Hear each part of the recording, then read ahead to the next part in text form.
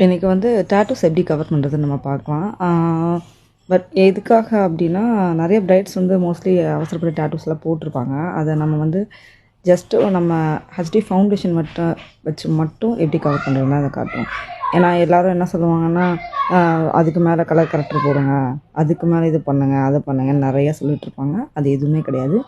இப்போ வர HD foundations எல்லாமே ஃபுல் கவரேஜ் கொடுக்குது. ஸோ நீங்கள் பயப்படாமல் அதை மட்டுமே யூஸ் பண்ணலாம். நீங்கள் அதனால் உங்கள் ஸ்கின் டோனுக்கு ஏற்ற மாதிரி ஃபவுண்டேஷனாக மட்டும் சூஸ் பண்ணிவிட்டு நல்லா ப்ளெண்ட் பண்ணிக்கோங்க.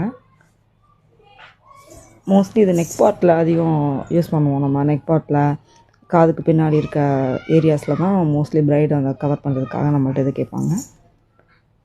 நல்லா ப்ளெண்ட் பண்ணி முடிச்சதுக்கப்புறம் நமக்கு ஜஸ்ட் ஒரு காம்பேக்ட் ஒரு லூஸ் பவுடர் நம்மக்கிட்ட எது இருக்கோ அதை வச்சு நீங்கள் அதை வந்து நல்லா செட் பண்ணிக்கோங்க.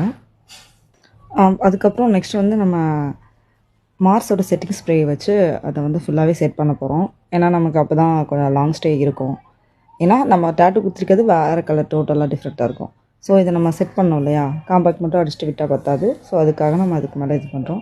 அது நல்லா காயட்டும். காஞ்சதுக்கப்புறம் நம்ம அதை தொட்டு காட்டுறேன். அதில் இருக்க ப்ராடக்ட் ஒன்றுக்குள்ளே வராது. ஒரு 2 மினிட்ஸ்க்கு அப்புறம் அது காஞ்சதுக்கப்புறம் பாருங்கள், அப்படியே நம்ம ஸ்கின் டோனுக்கும் மேட்ச் ஆகிடும். தென் அது நம்ம டேட்டூ இருக்க தடமே கொஞ்சம் கூட தெரியாது, ஃபுல்லாகவே அழிச்சிடும். அழிச்சு காட்டினாலும் பாருங்கள், அது போகாது. Thanks for